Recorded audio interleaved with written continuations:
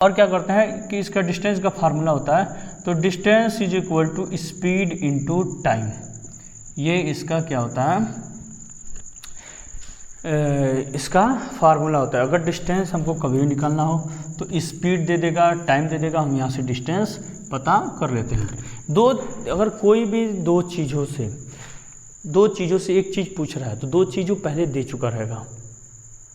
अगर तीन चीज़ है उसमें तो दो चीज़ दे चुका रहेगा, एक चीज़ पूछेगा कभी भी, या तो आपको डिस्टेंस दे देगा, टाइम दे देगा, स्पीड पूछ लेगा, या तो आपको क्या देगा, स्पीड दे देगा, टाइम देगा, डिस्टेंस पूछ लेगा, या तो आपको स्पीड दे देगा, डिस्टेंस दे देगा और टाइम पूछ लेगा। मतलब दो चीज़ देगा और एक चीज़ क्या करेगा, उसमें से पूछेगा। तो उसके लिए टेंशन नहीं है, सिंपल सा फार्मूला इसका कि डिस्टेंस इक्वल टू होता है स्पीड इंटू टाइम। आप लोअर क्लास में पढ़ते होगे कि डिस्टेंस इक्वल टू होता है स्पीड इंटू टाइम। अब आती है displacement, the shorter distance straight line. ये इंपॉर्टेंट है, ये स्ट्रेट लाइन है, ये बहुत इंपॉर्टेंट है। पाथ बिटवीन इनिशियल पोजीशन, अभी मैं पहले ही बता चुका हूँ, स्टार्टिंग में बताया था इनिशियल पोजीशन जहाँ से हमारी जर्नी स्टार्ट होती है, and final position along with direction. इसमें आ रहा है डायरेक्शन के साथ चलना है हमको, उसमें नहीं था, डिस्टेंस में डायरेक्शन की कोई वैल्यू नहीं थी, लेकिन इसमें डायरेक्शन की वैल्यू है। डायरेक्शन के साथ चलना है initial position to final position. जैसे आपको मैं बता दूं कि मैं क्या किया, मैं गया लखनऊ, मैं गया कहाँ पे, लखनऊ गया।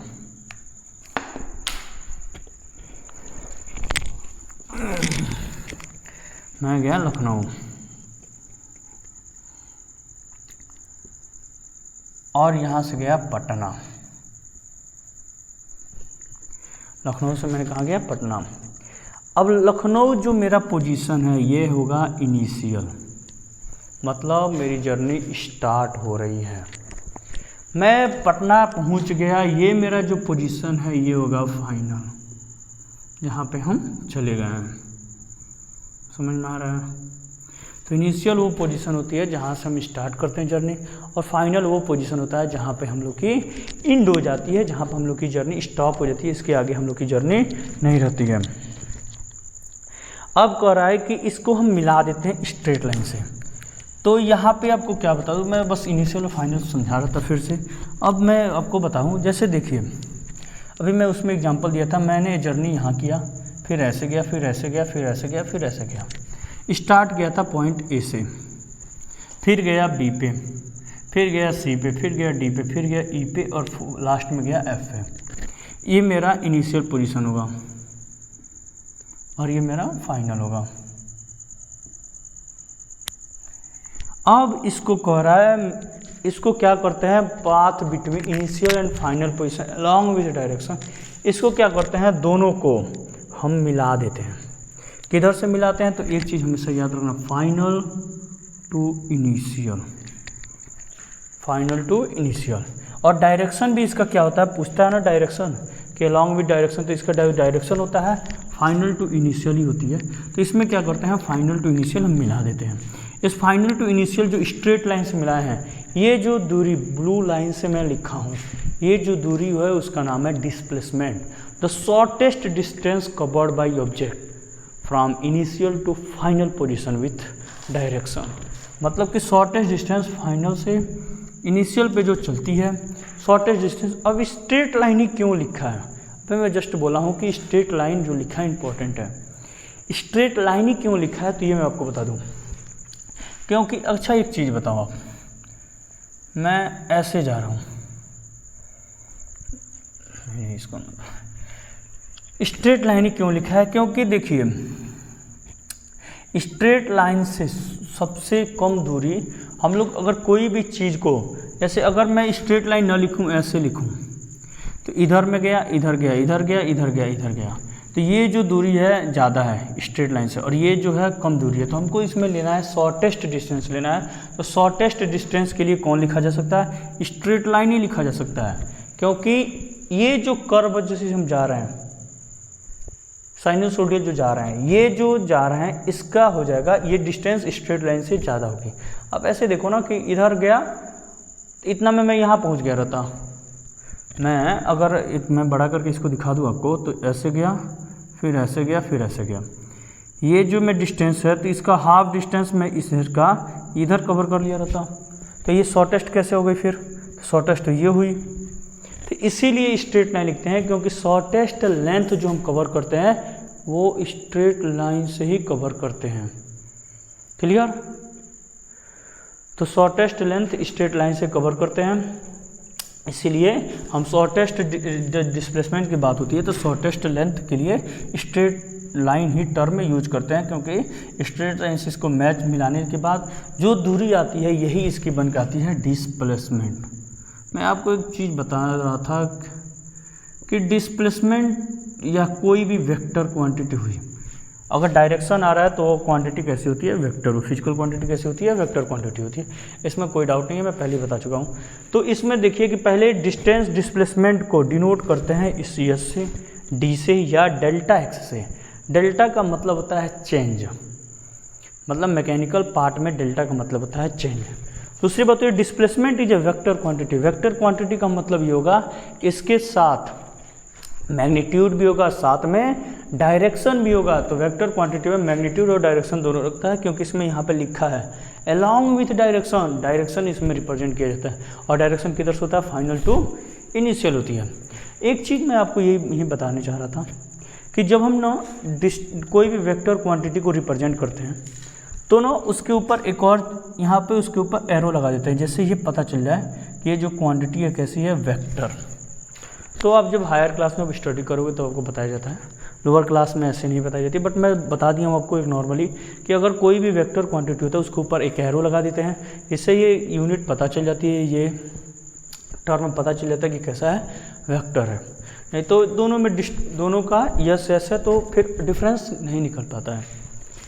अब आती है एसआई यूनिट। एसआई यूनिट होती है सेम मीटर ही होती है, क्योंकि ये भी लेंथ ही है, ये भी लेंथ है, तो लेंथ की अभी बताया था मैं, वहाँ पे यूनिट क्या होती थी? मीटर। तो इसका भी क्या होगा? मीटर होगा। इसको भी अगर हम लेंथ को मेजर करते हैं तो किससे मेजर करते हैं? ओडोमीटर से। किससे मेजर करते हैं? ओडोमीटर से मेजर करते हैं। तो ऐसे भी इसका हम ओडोमीटर ही लेते हैं। अब आपको एक चीज़ मैं और बता दूं कि यहाँ पे एक एग्जांपल लिखा है ना, बहुत मतलब ये जो लाइन लिखा है ना बहुत इंपॉर्टेंट लाइन है। Displacement of A complete circle is zero. ये कैसे होता है मैं आपको यहाँ बता दूँ। ऐसे समझिए मैंने एक सर्कल बनाया और अपना जर्नी स्टार्ट किया। I start my journey from here, point number A, and complete circle लिखा है, तो मैं घूमते आया और जैसे यहाँ पे आया सर्कल क्या हो गया? कंप्लीट। एक सर्कल कंप्लीट हुआ जिसका पॉइंट था बी। तो यहाँ पे एक चीज़ आप देख रहे हो, जहाँ से मैंने स्टार्ट किया था, डैट मीन्स कि यहाँ से स्टार्ट किया है फिर यहीं पे घूम के आया हूँ, तो यहाँ पे मेरा सर्कल क्या होगा? कंप्लीट। सर्कुलर पाथ या कोई भी क्लोज पाथ होगा तो उसका डिस्प्लेसमेंट जीरो ही आता है। क्यों? क्योंकि मैं जहाँ से स्टार्ट करते हैं और फिर वहीं पे पहुँच जाते हैं, तो इनिशियल पोजीशन कहाँ पे है? इनिशियल पोजीशन हमारा ए पे है और फाइनल पोजीशन हमारा कहाँ पे है? तो फाइनल पोजीशन हमारा ए पे ही है। तो इनिशियल और फाइनल में कोई भी अंतर नहीं है। तो इनिशियल फाइनल में से अगर इनिशियल हम घटा दें तो कितना आ जाएगा? जीरो। तो डिस्प्लेसमेंट भी जीरो। या हम ये कह दें कि यहाँ पे फाइनल पोजीशन है, इनिशियल पोजीशन था और यहीं पे हम घूम के आएंगे, तो मेरा अगर मैं यहाँ से स्टार्ट किया ऐसे गया था तो फिर यहीं पे आऊँगा तो मेरा एक राउंड कंप्लीट होगा और ये जो मेरा पोजीशन है ये भी क्या होगा? फाइनल होगा। तो इनिशियल और फाइनल एक ही पॉइंट पे है, तो दोनों में स्ट्रेट लाइन से मिलाएंगे क्या? कुछ नहीं, क्योंकि दोनों पॉइंट सेम पॉइंट पे हैं, तो इसीलिए ये क्या होती है? जीरो। तो एक चीज़ आप याद रखना, डिस्प्लेसमेंट जो भी होती है, डिस्प्लेसमेंट कोई भी क्लोज लूप का या सर्कुलर पाथ का हमेशा कितना होता है? जीरो होता है। इसमें कोई डाउट नहीं है, कोई एक्सेप्शन नहीं है। बस आप याद रखना कि सर्कुलर लूप या क्लोज लूप का डिस्प्लेसमेंट कितनी होती है? जीरो। डिस्प्लेसमेंट निकालने के लिए बहुत से फार्मूले हैं, बहुत से नहीं मतलब दो ही फार्मूले होते हैं। एक का नाम होता है वेलोसिटी से निकाल देते हैं, पहले तो स्पीड से निकालते हैं। Displacement is equal to speed into time, same distance के जैसे ही फार्मूला इसमें भी यूज होता है। स्पीड इंटू टाइम होती है, इसमें भी, इस पे भी स्पीड इंटू टाइम ही यूज होती है। अब आता है दूसरा कॉन्सेप्ट, एक तो टर्म हम एक और यूज करते हैं कि displacement equal to velocity into time कर देते हैं, इससे भी क्या निकलती है, डिस्प्लेसमेंट निकल जाती है, इसमें भी कोई डाउट नहीं है।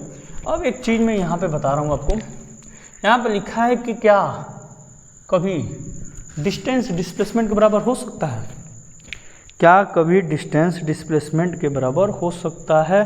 तो मैं कहूँगा हाँ हो सकता है। कब? ये बहुत इम्पॉर्टेंट क्वेश्चन है, कब हो सकती है, तो बता रहा हूँ। देखो, अगर मैं जर्नी स्टार्ट किया ए से और यहाँ से स्टार्ट किया और पहुँचते गया बी पे पहुँचा, अब मेरा हमसे कोई बोले ये मेरी लेंथ थी 1 किलोमीटर, तो डिस्टेंस कितना आएगा? डिस्टेंस आएगा यहाँ पे 1 किलोमीटर। अगर फिर मैं क्या करूँ, ये मेरा इनिशियल पोजीशन था ए और ये मेरा क्या है, फाइनल है जो बी। इसको मैं स्ट्रेट लाइन से मिला दूँ, इसको मैं स्ट्रेट लाइन से मिला दूँ, ये मेरा स्ट्रेट लाइन से डायरेक्शन भी दे दिया। ये 1 किलोमीटर है तो ये भी तो 1 ही किलोमीटर है ना, ये अगर 1 किलोमीटर है तो ये भी तो 1 ही किलोमीटर है, स्ट्रेट लाइन दोनों है। यही बात है, डिस्प्लेसमेंट इक्वल हो सकता है कब? जब मोशन स्ट्रेट लाइन हो तब। जब मोशन स्ट्रेट लाइन होता है तो डिस्टेंस और डिस्प्लेसमेंट हमेशा एक दूसरे के बराबर पाए जाते हैं, इक्वल पाए जाते हैं। तो ये मैंने यहाँ पे साफ साफ लिख दिया। तो यहाँ पे जो डिस्प्लेसमेंट निकल के आएगा, जो डिस्प्लेसमेंट निकल के आएगा यहाँ पे, वो भी कितना आएगा? 1 किलोमीटर आएगा। डिस्टेंस भी 1 किलोमीटर और डिस्प्लेसमेंट भी 1 किलोमीटर। तो डिस्टेंस और डिस्प्लेसमेंट एक दूसरे के बराबर हो सकते हैं जब मोशन कैसा हो, स्ट्रेट लाइन। क्लियर? तो डिस्टेंस और डिस्प्लेसमेंट खत्म हो चुके हैं। अब मैं कुछ चीज़ें यहाँ पे एग्जांपल 2-3 लिखा हूँ। इस एग्जांपल को मैं पहले ही बता चुका हूँ, एक बार और मैं इस यहाँ पे समझा दे रहा हूँ क्योंकि और ज़्यादा क्लियर हो जाए डिस्टेंस क्या होती है और डिस्प्लेसमेंट क्या होती है। क्योंकि मैं ये चाहता हूँ कि कोई भी किसी को किसी टाइप की कोई डाउट ना हो कि क्या डिस्टेंस में पता चले आगे चल के डिस्प्लेसमेंट में, डिस्टेंस में किसी में डाउट हो जाए, इसीलिए मैं यहाँ पे एग्जांपल दे दिया हूँ। मैं आप समझ जाइए कि मैं जर्नी स्टार्ट किया हूँ यहाँ से, जो मेरे लिए पॉइंट ए है, और यहाँ पे मैं लिख भी दिया हूँ इनिशियल पोजीशन है। मैं गया बी पे, मैं फिर गया बी से गया सी पे, इधर गया 4 मीटर, इधर गया 3 मीटर। अब हमको कोई बोल दे कि डिस्टेंस कितना होगा, तो मेरे लिए डिस्टेंस होगा ये 4 मीटर, क्योंकि एक्चुअल पाथ मैं चला कितना हूँ ये होती है। डिस्टेंस क्या होती है? एक्चुअल पाथ होती है मैं चला कितना हूँ। तो इधर मैं चला हूँ 4 मीटर और इधर चला हूँ 3 मीटर, तो 4 मीटर इधर 3 मीटर इधर, टोटल कितना हो गया? 4 + 3 = 7 मीटर। और ये जो 7 मीटर आ जाएगा ये क्या आ जाएगा? डिस्टेंस। क्लियर? किसी को कोई डाउट? तो ये क्या हो गया? 4 + 3 = 7 मीटर, ये डिस्टेंस में निकल गया। अब डिस्प्लेसमेंट की बात आ गई। ये मेरा क्या पॉइंट है? फाइनल। और ये मेरा क्या है? पोजीशन इस इनिशियल। तो मैं बताया था आपसे कि इनिशियल से फाइनल पोजीशन को हम क्या कर देते हैं? जब मिला देते हैं, जब स्ट्रेट लाइन से मिला देते हैं। और मिलाना किधर से है? तो फाइनल टू इनिशियल मिलाना है, ये याद रखना आप लोग, क्योंकि डायरेक्शन फाइनल टू इनिशियल ही आती है। जब इसको मिला देते हैं, कहाँ से मिलाते हैं? तो फाइनल टू इनिशियल इसको मिला देते हैं। कहाँ से मिलाते हैं? फाइनल टू इनिशियल मिला देते हैं। अब ये जो लेंथ निकल के आएगा ये क्या हो जाएगा? इसका डिस्प्लेसमेंट आ जाएगा, क्योंकि सीधा स्ट्रेट लाइन है और शॉर्टेस्ट दूरी स्ट्रेट लाइन होती है, इसीलिए डिस्टेंस डिस्प्लेसमेंट के लिए शॉर्टेस्ट लेंथ के लिए स्ट्रेट लाइन ही कहते हैं। तो ये जो लेंथ आ जाएगी ये क्या आ जाएगी? डिस्प्लेसमेंट आ जाएगी। अभी कितना लेंथ आएगी? यहाँ पे तो मैं वैसे लिख दिया हूँ 5 मीटर, बट मैं बता दे रहा हूँ आपको कि कैसे निकालते हैं इसको। तो देखो, आप लोग पढ़े होंगे पाइथागोरस थ्योरम। पाइथागोरस थ्योरम में एक टर्म हमको पढ़ाया जाता है कि पाइथागोरस थ्योरम में अगर आप समझ जाइए कि ये लेंथ और ये लेंथ का दोनों का सम, मतलब बेस और परपेंडिकुलर का सम हाइपोटेनियस के बराबर होता है।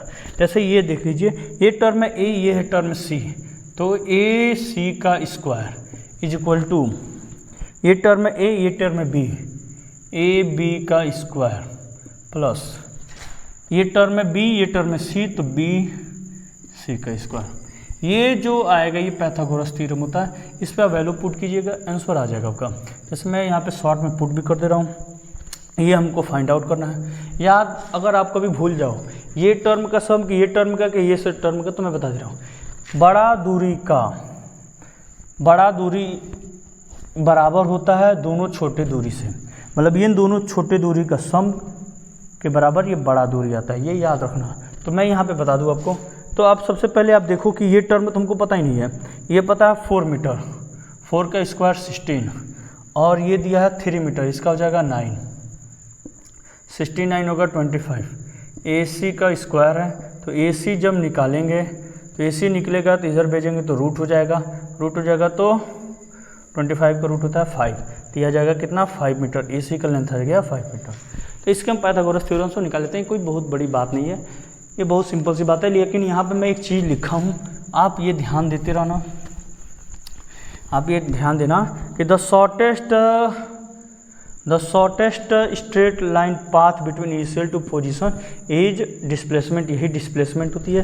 तो डिस्प्लेसमेंट हम क्या लेते हैं, इनिशियल से पोजीशन की तरफ लेते हैं, और इसकी डायरेक्शन जो लेते हैं ये फाइनल टू इनिशियल की तरफ होती है। तो ये हमेशा याद रखना कि डिस्टेंस की डिस्प्लेसमेंट की जो डायरेक्शन होती है, क्योंकि डिस्प्लेसमेंट डायरेक्शन पाया जाता है, और जो डायरेक्शन होती है फाइनल टू किधर होता है, इनिशियल होता है। अब एक चीज़ और यहाँ बता दे रहा हूँ मैं, सर्कल जो होती है, सर्कल वाला भी मैं बताया हूँ, मैं स्टार्ट किया यहाँ से पहुँच गया यहाँ पे बी पे मैंने पहुँचा। अब इसमें पूछा जाए कोई डिस्टेंस पूछे, तो सर्कल का जो सर्कम्फ्रेंस होता है वो इसका क्या होता है, डिस्टेंस के बराबर होती है। तो देखिए यहाँ पे सर्कम्फ्रेंस आप पढ़े होगे 2πr होती है, सर्कल का सर्कम्फ्रेंस कितना होता है 2πr। तो ये जो 2πr होगा ये पूरे सर्कल का होता है, कंप्लीट सर्कल का सर्कम्फ्रेंस होता है 2πr होता है। बट मैं यहाँ पे बात कर रहा हूँ हाफ का, तो इसको क्या करेंगे 2 से डिवाइड कर देते हैं, तो πr जो आएगा ये इसका आ जाएगा डिस्टेंस।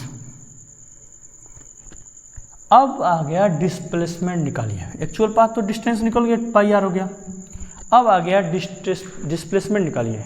डिस्प्लेसमेंट के लिए हम गए A to B, कहाँ गए A to B। अब हम लगाएंगे, ये मेरा इनिशियल पोजीशन था, रेफरेंस पॉइंट मेरा यहीं पे मान ले रहा हूँ, यहाँ से स्टार्ट किया यहाँ पे पहुँच गया, ये मेरा फाइनल है। दोनों के बीच के दूरी को स्ट्रेट लाइन से मिला दिया हूँ मैं। अब स्ट्रेट लाइन से मिला दिया हूँ तो इसका जो रेडियस आएगा, अगर रेडियस को मैं 2 टाइम कर दूँ, ये r प्लस ये r, ये आ गया कितना 2r, ये जो आ गया 2r, ये क्या होगा, इसका डिस्प्लेसमेंट होगा, क्योंकि डिस्प्लेसमेंट का होता है स्ट्रेट लाइन, और क्या करता है कि स्ट्रेट लाइन का जो स्ट्रेट लाइन आती है ये क्या हो जाती है, इसका ये जो आती है ये हो जाती है इसका डिस्टेंस, जो शॉर्टेस्ट लेंथ होती है। तो ये जो आएगा इन दोनों का सम आएगा 2r, ये हो जाएगा इसका डिस्प्लेसमेंट। क्लियर। तो डिस्टेंस कितना आ जाएगा πr आएगा, और डिस्प्लेसमेंट कितना आएगा 2r होगा। अब मैं सर्कल कंप्लीट कर दिया, गया था हाफ सर्कल, अब मैं फुल सर्कल गया, फिर मैं पहुंचा A पे। तो देखो अब क्या हुआ, मेरा इनिशियल पोजीशन यहीं पे है और फाइनल पोजीशन फिर से यहीं पे आ गया घूम के। अब इनिशियल एक ही पे है, फाइनल भी यहीं पे है, तो डिस्प्लेसमेंट जो निकल के आएगा, अब जो डिस्प्लेसमेंट निकल के आएगा ये कितना आएगा 0, क्योंकि कोई लेंथ बचा ही नहीं है, किसमें फाइनल टू इनिशियल के बीच में कोई लेंथ नहीं है, तो डिस्प्लेसमेंट कितना आ जाएगा 0। और डिस्टेंस कितना निकल के आएगा, तो सर्कम्फ्रेंस के बराबर आएगा, क्योंकि हम एक सर्कल जब कंप्लीट करते हैं तो उसके सर्कम्फ्रेंस का लेंथ ही उसका क्या होता है, डिस्टेंस होती है, तो सर्कम्फ्रेंस के बराबर आएगा, मतलब कि 2πr। क्लियर। तो यहाँ पे मैं एग्जांपल के थ्रू मैं बता दिया आपको कि डिस्टेंस डिस्प्लेसमेंट कितना हो जाएगा, नीचे लिखा भी हूँ, टोटल डिस्टेंस जो आएगा 2πr आएगा, डिस्प्लेसमेंट जो आएगा 0 आ जाएगा, कंप्लीट सर्कल का। ओके, तो अब हम यहाँ से हमारी ये पूरी पॉइंट क्या हो गई है ख़त्म। यहाँ पे एक मैंने सैम्पल प्रॉब्लम दिया है, ये सैम्पल प्रॉब्लम बहुत मतलब क्या मैं बताऊँ बहुत अच्छा है। इसको समझाना से पहले हमें कुछ चीज़ें और जानना पड़ेगा। जैसे कि अगर आप सैम्पल प्रॉब्लम को समझना चाहते हो तो सैम्पल प्रॉब्लम से पहले आपको 1-2 चीज़ें और भी मालूम होनी चाहिए। तो मैं यहाँ पे सैम्पल प्रॉब्लम को ऊपर लिख दिया हूँ। पहली बात, कोई भी न्यूमेरिकल कॉन्सेप्ट क्वेश्चन सॉल्व करो तो एक चीज़ हमेशा पे याद रखो कि उस क्वेश्चन में जो टर्म दिया जाए तो जो चीज़ गिवन हो उसको हम कहीं ना कहीं नोट कर लें, जिससे हमको ये पता चल जाता है निकालना क्या है, पता क्या करना है।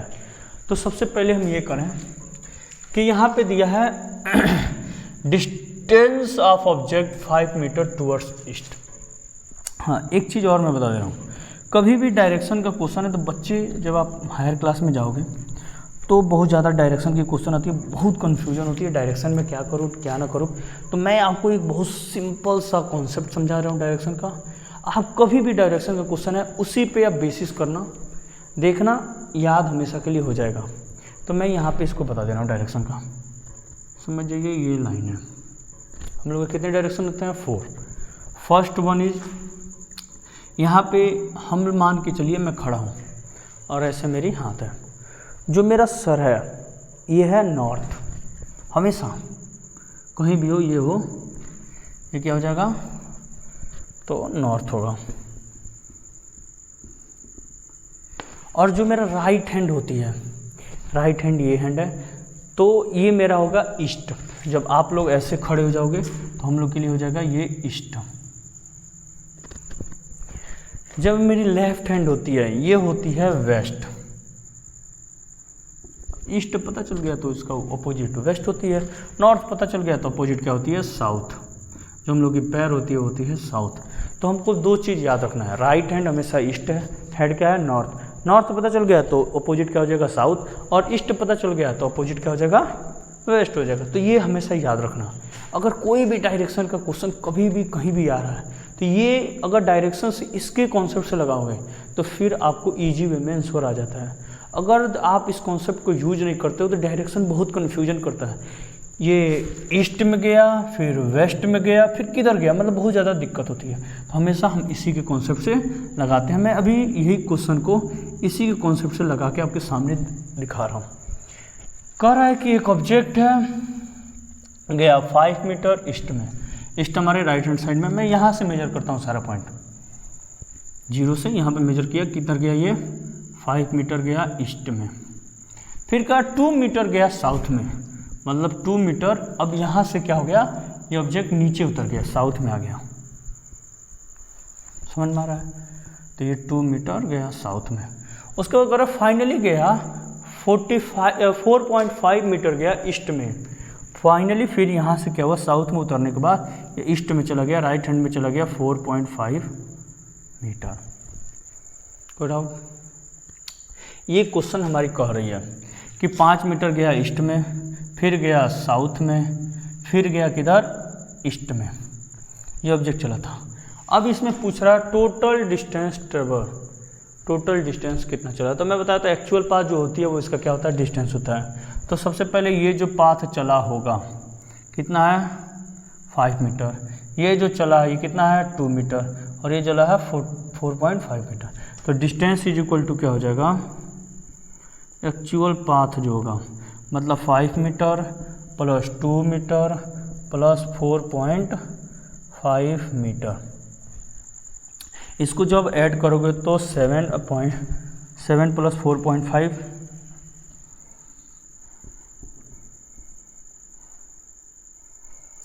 11.5 मीटर आ जाएगा। इसका जो एक्चुअल पाथ चला है ये इतना इसका हो जाएगा, क्या हो जाएगा ये इसका डिस्टेंस। अब क्या पूछ रहा है, अब पूछ रहा है सेकेंड क्वेश्चन, ये इंपॉर्टेंट है। पूछ रहा है रिजल्टेंट ऑफ डिस्प्लेसमेंट, मतलब डिस्प्लेसमेंट इसका कितना होगा। तो डिस्प्लेसमेंट के लिए स्टार्ट किया था यहाँ से, ए पोजीशन या इनिशियल पोजीशन यही है, और पहुँच गए यहाँ पे जिसका नाम होता है फाइनल। हम क्या करेंगे, स्ट्रेट लाइन मिला देंगे फाइनल टू इनिशियल, सीधे यहाँ से एक लाइन लेंगे मिला दिए। इनिशियल से मेरी थोड़ी लाइन टेढ़ी हो चुकी है, इससे कोई इशू नहीं है। आपके पास स्केल होगा, आप स्केल से बना लेना। मैंने स्ट्रेट लाइन मिला दिया। अब इसमें से पूछ दे कि इनिशियल से जो फाइनल की दूरी होती है शॉर्टेस्ट लाइन, उसी का नाम होता है डिस्प्लेसमेंट। अब निकालेंगे। अब सबसे बहुत इंपॉर्टेंट चीज़ ये, इसको मैं रफ कर दे रहा हूँ।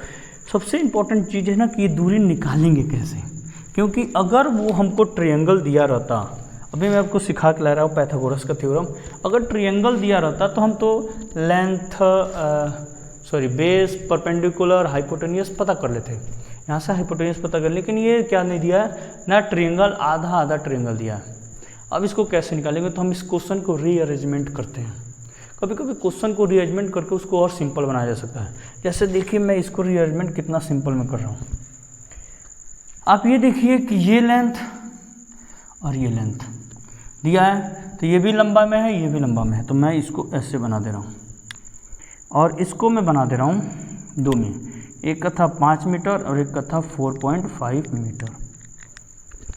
कोई डाउट? ये लेंथ और ये लेंथ सब बेस में मैं रख दे रहा हूँ। अरे ये लेंथ जो है यहाँ से यहाँ तक होगा तो मैं, और ये लेंथ होगा तो इसी लेंथ को यहाँ पे मैं लिख दिया हूँ। अब आ रहा है परपेंडिकुलर, ये जो लेंथ है तो दोनों में है, तो मैं यहाँ पे परपेंडिकुलर बना दे रहा हूँ। इसका है 2 मीटर। कितना है? 2 मीटर। ये परपेंडिकुलर बन गया।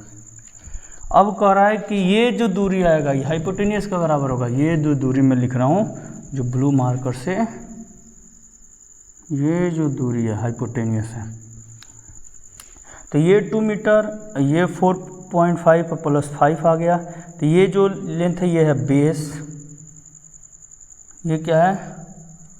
परपेंडिकुलर। तो ये परपेंडिकुलर पता चला गया, बेस पता चल गया, तो हाइपोटेनियस तो हम निकाल ही लेंगे। मैं निकाल के फिर से दिखा दे रहा हूँ आपको।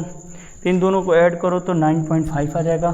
तो मैं टोटल लेंथ यहाँ पे लिख सकता हूँ 9.5 मीटर और ये है 2 मीटर। हम निकाल लेंगे। तो मैं अभी बताया था, मान के चलिए ये टर्म है A, ये टर्म है B और ये टर्म है C। इन दोनों का सम इसके बराबर होता है। मतलब इसका स्क्वायर दोनों के स्क्वायर इसके स्क्वायर के बराबर होते हैं। तो देखिए मैं लिखा रहा हूँ फिर से वही कॉन्सेप्ट, AC का square is equal to AC ये लेंथ, अब ये लेंथ हो रहा है AB का स्क्वायर प्लस BC का स्क्वायर। तो मैं एक बार और बता रहा हूँ, AC का स्क्वायर ये लेंथ, AB का स्क्वायर ये लेंथ, और इन दोनों लेंथ के इसका लेंथ का इसको सम का इसका लेंथ का स्क्वायर और इसका दोनों इसके लेंथ का स्क्वायर का दोनों का सम इसके लेंथ के स्क्वायर के बराबर होते हैं। ये बात मैं यहाँ पे लिखा हूँ। अब मैं आपको यहाँ पे बता रहा हूँ कि ये क्या हो गया, AC का square is equal to AB का स्क्वायर प्लस BC का स्क्वायर। AC हमको कितना दिया है, तो AC हमको पता करना है और AB दिया हमको 9.5 दिया है का होल स्क्वायर प्लस BC दिया हमको कितना 2। तो हम इसको क्या करेंगे, स्क्वायर करेंगे। इसको अगर हम मान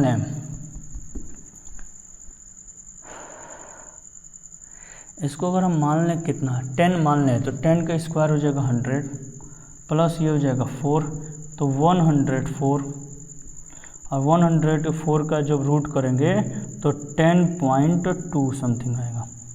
तो इसको जब हम ये मतलब कि कम रहता है तो 9.6 होती है, ये 96.4 आता है। और जब इसको ये ऐड करते हैं तो आता है 104 आता है। जब इसका निकालते हैं 100.4 आता है, तो इसका निकालते हैं 10.2 निकल के आती है। तो ये AC का लेंथ हो जाता है, क्योंकि इधर क्या था स्क्वायर था, ये भी क्या था AC का स्क्वायर था। जब उधर जाता है तो स्क्वायर रूट हो जाती है। तो समझ में आ गया। ये जो क्वेश्चन था बहुत सिंपल था और बहुत कन्फ्यूजन वाला भी रहता है, बहुत बच्चे इसमें कन्फ्यूज करते हैं।